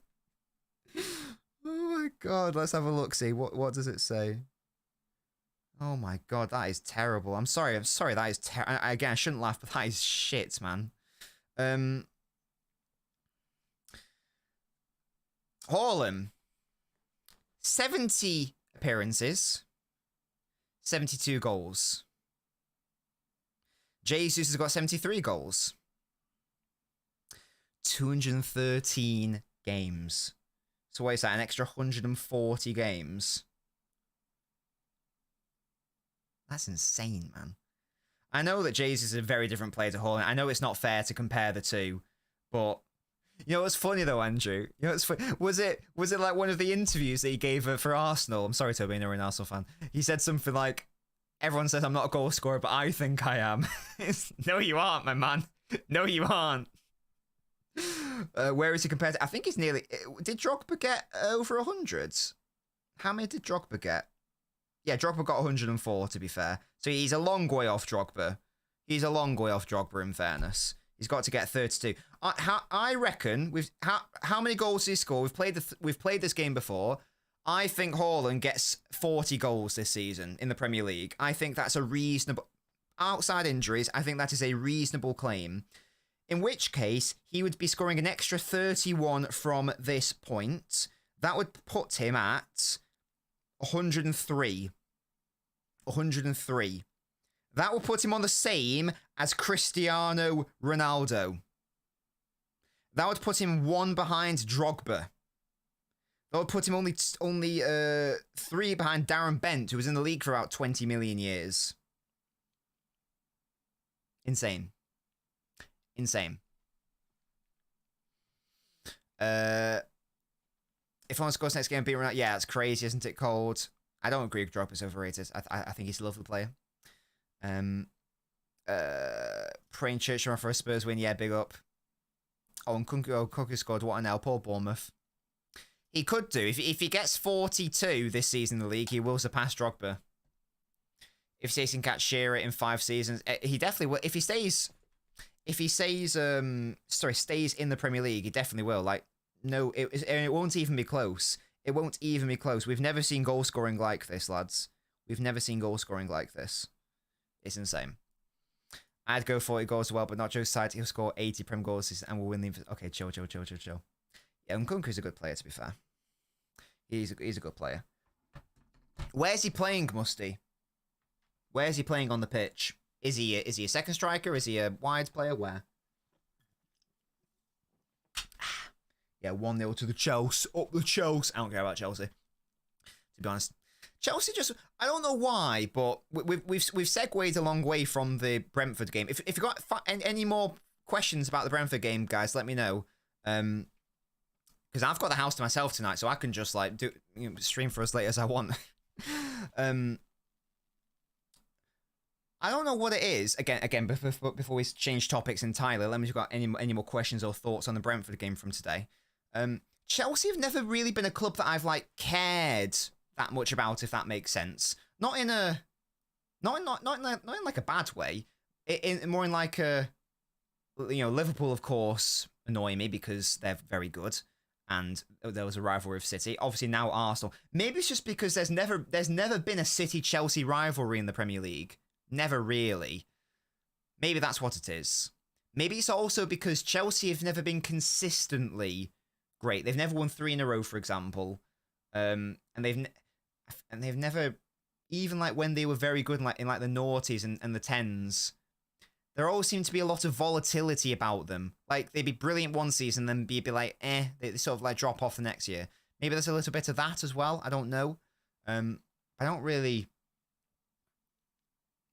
mind. 14-15. That wasn't even a title race. We were out of that. We were out of that after December. That wasn't even. I don't even classify that as a title race, to be honest. It was literally the definition of the absolute closest it could have been, because in December that it got to a point where City had they had the exact same record, the exact same goals scored and conceded, but then from there City shat it. Up top, interesting. Exactly, yeah. He needs to do what Kane could never do. Sancho sourcing at Chelsea. Now did man's a fuming to CJ. How you doing, man? To me, personally, scoring greater than 0.5 goals per game in the Prem being considered top 5-10 all-time Prem striker is crazy. That's fairs. If you could pick Van de Ven or Gabriel for City, who would pick? I prefer Van de Ven. Opinion on FSG. I think that's crazy, Andrew. Craziness. Because the pieces for Liverpool are there. Liverpool, I think, are in a better position to challenge City than Arsenal in terms of I feel like it's more obvious and easy to fix the issues at Liverpool than it is for Arsenal. Everyone knows what they need. I'm amazed that nothing happened in the summer. You didn't sign anyone. Anyone genuine anyway, like Chiesa or whatever. I think it's mental. Especially given the context of Salah, Trent, Alisson are not going to be here for that much longer. Sorry. Salah, Van Dijk, Alisson aren't going to be here for that much longer. Maybe not Trent, given his contract situation. These are players who need to be winning now. They need to win the title now and challenge for trophies now. And win the Champions League and Premier League now. And so therefore you need to give them the best circumstances to do that. And you give them nothing. Bizarre. If I'm Trent, I'm looking at this project. I'm like, why? I know I'm the best right back in the world. What's going on here? If he wasn't a local boy, then I'd be very convinced he'd leave and go to Real Madrid. Because again, he's the sort of player where he knows his worth and he knows how good he is. Rightly so. It's not a bad thing at all. It's not arrogance. It's just the facts. He's looking at, again, I need to be winning now. Because Trent's not a young player anymore. He's still got lots of years in him, obviously, but he's not a young player. So, yes, it's odd. Odd. Irrelevant clubs is Fuscan. Nkunku's in my FBL, yeah, big up. I curse Haaland. Terence, what the hell? Who do you support? Terence, are you an Arsenal fan, by the way? Saliba, what, for City? Yeah, of course. Yeah, Saliba's great. Liverpool to sack 5 managers in one season and go back to being mid-table. Chill. How many Arsenal players are we getting to City starting lineup? So if it's the best City, the best City team, you'd probably say, even though I love Rico Lewis, you would probably say Ben White. You'd say Saliba, wouldn't you? Diaz gets in. Gavardio gets in. You'd say Rice, probably. Rice, Rodri, maybe. Oh no. No. It depends how we set up the team. Rodri, Foden, De Bruyne. I reckon. Saka, yes. Haaland. Your left wingers don't entertain me. So who have I said there? So definitely Saka. Saka's a non-negotiable. Saliba's a non-negotiable. White's probably a non-negotiable. At least 3. But in terms of the midfield, I wouldn't have any of them over Foden or De Bruyne or Rodri, to be honest. Because it's Rodri and it's Foden and it's De Bruyne. So a 3. I think that's fair. And again, they're like, you can't dispute them. I think that's fair. They don't care. They just don't care if Trent goes Real Madrid. PR would be insane. It's madness. Rodri, Rice, Ødegaard midfield. Where's the best midfielder in the world? Kevin De Bruyne. Where's the Premier League Player of the Season? Phil Foden. Hello? What's going on? Oh yeah, Terence, we talked about that. Don't you worry. Action asks, does Haaland score 60 goals? What, in all comps? If I think that he's going to score 40 in the league, then he's going to score at least... Wait, you said 60. Is he going to score 20 in the Champions League, the League Cup, the FA Cup? He'd have to score like 10 in the Champions League and then 5 in each cup. I think 60's pushing it. I reckon maybe 55. Depends how deep we go in the comps. Depends on his level as well. Dzeko's 50 Prem goals, 130 appearances. Yeah, Dzeko had a very good ratio, to be honest. A very good ratio. Saliba, that's it. Now, Saka definitely gets in, 100%. Saka's a non-negotiable. And again, I think Ben White as well. I love Rico Lewis, but I can't say that he's better than Ben White. Saka gets in stable in 3 years' time. Savio might be very close to him. Yeah, true. Palmer's Neumann says he's done pish and he throws a hissy fit when he doesn't get pass. Terence? KDB has passed it. Are you okay? I'm not sure about that one. I wouldn't take Saka over Savio. Really? Nah, Saka's better. Haaland could get 50 in the league. I think a realistic high target is 40. With him and the Musiala and Wirtz rumours, I take Wirtz over Musiala. I love Musiala. I love watching him. I think he's a fantastic player. I don't think he's necessarily what we need, but I love him. I love him. I've come to terms with the fact that it's impossible to replace De Bruyne, so you need a totally different player. So maybe that could be a thing. I don't know. De Bruyne is indeed still the best midfielder. I agree. I don't know what that means. Soon to be past it. But right now he's the best midfielder in the world. So if he's soon to be past it, that's irrelevant. Even if we're to assume that's correct, as it stands right now, he's the best midfielder in the world. He's Kevin De Bruyne. Ødegaard does not get in over Kevin De Bruyne. Of course not. Of course not. That'd be madness. That'd be madness.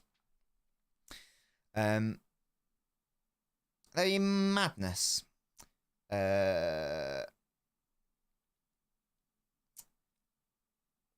Are people saying Savio over Saka, or are they saying maybe in the future? I could see it in the future, because I think Savio's got a very high ceiling, but right now, no chance. No chance. No chance at all. Saka's obviously much better right now. Sign your Mal. No. Oh dear. Oh dear, oh dear, oh dear. What are our next games? It's Inter, right? Inter, right? In the Champions League. And then it's Arsenal after that. By the way, guys, we're doing a North London derby watch-along tomorrow, so make sure to join me for that. It's going to be fun. Oh, sorry, Toby. I thought it was in a few years. That's my bad. Yeah, if I said that, I disagree with that. Yeah, North London derby watch-along tomorrow. Perfect footballing weekend. Perfect footballing weekend. Liverpool lost.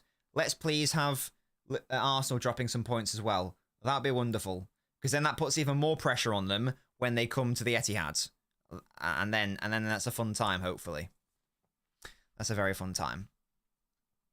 In 3 seasons, Saka, Savio will be a conversation. I agree. It definitely could be. It definitely could be. But right now, yes, definitely not. Definitely not. But we shall have to see what we see. Sancho got an assist. Hey, fair play to him, man. Fair play to Jadon Sancho. Big up. Perez knows balls as Darth. Okay. Can we rate our best Champions League performers in City's history? De Bruyne is probably number 1. Would you say? He always seems to crop up with a goal or an assist in a knockout game. He dragged us to the semi-finals in Pellegrini's last season. He equalised at the Bernabeu in the treble-winning year. He got 2 assists in the return leg at the Etihad in that 4-0 battering. I'd say probably De Bruyne would be the main performer. That's what I'd say. He always seems to do well against Real Madrid, yeah. In the 1920 season, I think it was. Oh, sorry, was it 2020? Oh, yeah, it was 1920 season. I think he scored against them as well. Probably have Kevin. Probably have Kevin as the one. Obviously Rodri, because he's Rodri. I'd say those 2. Yeah, Russian. Hopefully that can happen. Absolutely. If Arsenal lose tomorrow, the title is over. Now, it is still too early, but we'll talk about this on Judge Mo's channel. Now, bear with me, guys. Let's figure out the maths on this. Let's figure out the maths on this. Now, now let me know in the chat. How many points do you guys think City are getting this season? Be realistic. How many points do you think City are getting this season? Now, I think that we are going to be getting mid-90s. I think it's going to be a season like the 21-20... I've just got the table up now. The 21-22 season where we got 93 points. I can see it being mid to even high 90s. I'm thinking like 95 points-ish. Because last season we got 91, and that was a bad year for City in relative terms. Let's assume no ridiculous injuries. We're talking about from a performance perspective. I think it's reasonable to suggest mid-90s based on what should happen. Now, in the year where we got 93 points, we dropped points in 9 games. We lost in the league, obviously. We lost 3, we drew 6, okay? So I think that we'd probably turn one of those draws into a win. That would push us up to 95. Therefore, I think we will drop points in 8 games, let's say. We dropped points in 10 games last season. I think we'll drop points in 8 games this season. Yeah, that's my prediction. So therefore, one assumes that our opponents can also drop around 8 points, no more than that. Obviously less. If Arsenal lose tomorrow or draw, and then lose against us after, so let's, for argument's sake, let's say they draw tomorrow, and for argument's sake, let's say that we beat this. This is the thought experiment. And then we beat them at the Etihad, Arsenal this is. That would mean that Arsenal would have dropped points in 3 games from 5. So that would mean in the next 33 games, they would only be able to drop points in 5 games in order for them to keep up with the pace that I've put City have in my head. Now, that's not impossible. Of course, it's not. And my calculation might be wrong. City might only get low 90s. They might only get high 80s, mid 80s, early 80s, whatever. But this is what I'm assuming. It makes it not impossible, but incredibly challenging to be borderline perfect for 33 games, only being able to drop points 5 times. And one of those games is obviously against City. And 2 would be against Liverpool. It's a big ask. It's a big ask. It's not the end of the world. The title's not over. But from a mathematical perspective, and from a realistic perspective of you can drop points in 8 games, and you've already dropped 3, and by that stage, again, in this hypothetical, they'd have already dropped points from 3 games. So you can drop in a further 5 from 33. That's a big ask. A big ask. Of course it could happen. Of course it could. But mathematically, it becomes a tricky discussion to have. A very tricky discussion. KDB disappointment on the international stage? What? Doesn't De Bruyne have the record for the most assists in, or like second or third most assists in international history? I think he's only behind Neymar and Messi or something, isn't he? De Bruyne was brilliant in the most recent Euros. He was the best player on the pitch in the exit against Croatia in the 2022 World Cup. He put the ball on a plate for Mertens and Lukaku. He's very good in 2021, the Euros. He was brilliant in 2018 when Belgium were the best team. He was poor in 2016, so were all of Belgium. And he was the reason why they got through the knockouts in 2014. So I'm not sure that's objectively correct. I think it might be objectively incorrect, to be honest. De Bruyne is very good on the international stage. That is an incorrect statement, I'm afraid, there. A very incorrect statement. Speak to Belgium fans as well. They'll be able to confirm my statement therein. It's a weird myth that De Bruyne is bad on the international stage. He's actually brilliant. He's had one bad tournament. That was 2016. And that was when everyone for Belgium was bad. Outside of that, every tournament has been very good. It's been excellent in some of them. Randall says we're going on 19-game winning streak. Yeah, big up. If we can get to Feb unbeaten, we could generally go all the way, says Paolo. I'm not interested about being unbeaten. I just want to win as many games as possible. Hello, Mr. Fancy Pants, Mr. Tears. How are you doing, mate? Imagine if Brian Darth, like, oh my god, yeah, Darth. It's absolutely unbelievable. Absolutely unbelievable. The amount of wasted things, man. Yeah, I don't know where that's come from, Matty. De Bruyne is brilliant on the international stage. De Bruyne was the only good player in the... Alf, who is Belgium, by the way. From Belgium, sorry. Was the only good player in Belgium's golden generation. People love to point to Hazard and forgot Hazard never did anything in big moments for Belgium. People look at the 2018 campaign. That's fine. I personally thought that De Bruyne was better in 2018. I've not forgotten his performance against Brazil, for instance. And again, you can't name me a tournament that De Bruyne played poorly in outside of 2016 across the entirety of the tournament. The closest you could get is the World Cup in 2022. But even then, the last game, when it mattered, De Bruyne was putting it on a plate for his teammates. Literally, Lukaku was missing... We've looked into this before. Lukaku's XG that day was unbelievable. absolutely unreal, the amount of City missed. And Croatia went on to finish 4th, did they? So, you get me. Yeah, big up the turtlenecks. Big up turtleneck gang. Shout out. I need to get more of them. I've got 2 purple ones. I need to get different colours, though, I reckon. Manjo's on crack. Your managers have always been on crack, to be honest. Obviously, you know, Sal can go best on rating goals. He's very close, isn't he, Andrew? Yeah, he could do it this season, 100%. If you had to choose, would you rather have 5 in a row? 5 in a row. 5 in a row. Let's keep making history. Let's keep making history, guys. Come on. Let's keep going for it. Whilst, if we, like, let's say we don't win anything next year, maybe next year I might change my mind and go, well, just because the streak's now broken, maybe I'll go for that. But you get me. You get me. You can say that. Yeah, exactly. 2014, he was unbelievable. Again, he was literally the reason they got past the US in the knockouts. He was fantastic there. Who was it that knocked them out in 2014? Was it? I don't know who it was. Was it France? Is it France? I don't know. I don't know. Do you see the Chelsea game that just happened has broken the record for the... Really? How many yellows? 14! Jesus. What is this? Why are you giving me GA? What's going on? Total 3 goals, 10 assists. I mean, that's very good in the first instance.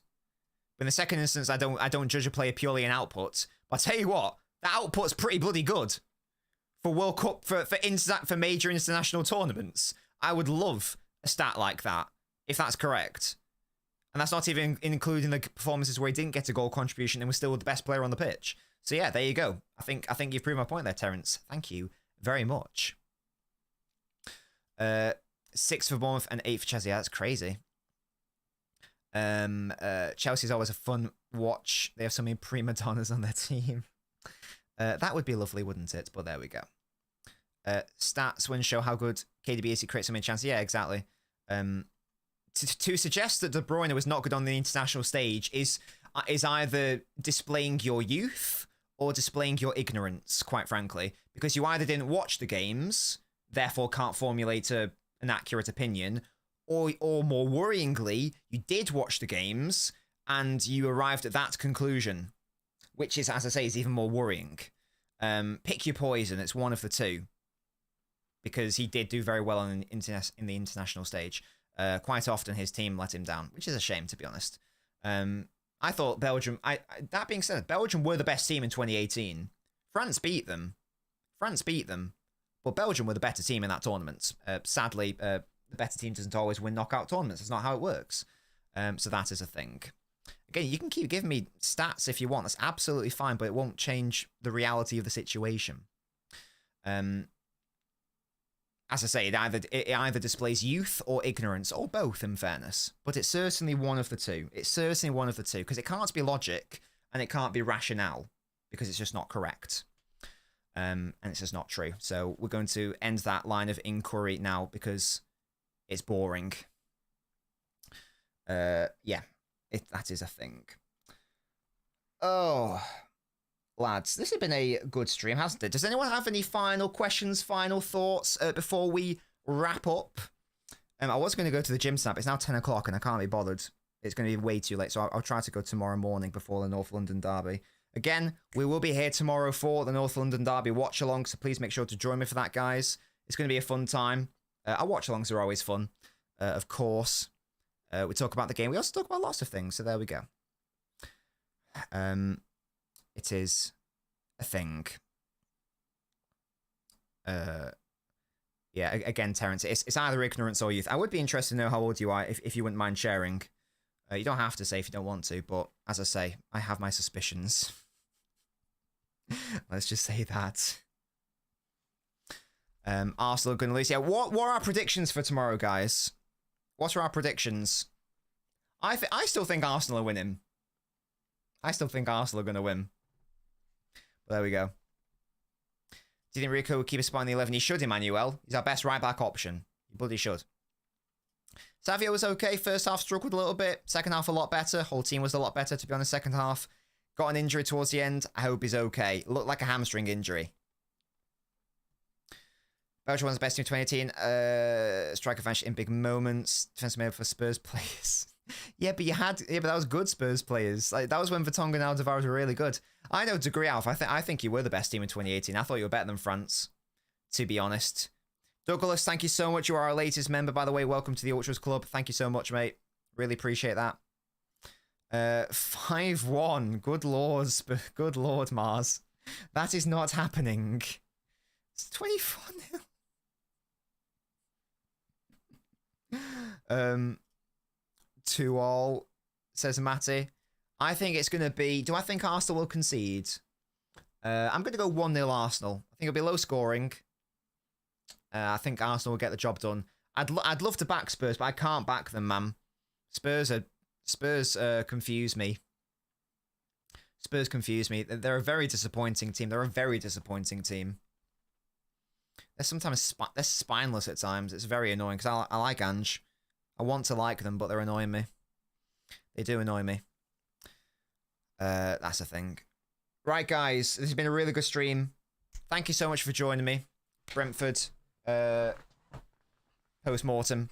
I will also be doing an analysis video, either coming out tomorrow or Monday, where I'll be talking more about the pressing patterns and what went wrong for City today. So make sure to stay tuned for that. If you're new, make sure to subscribe.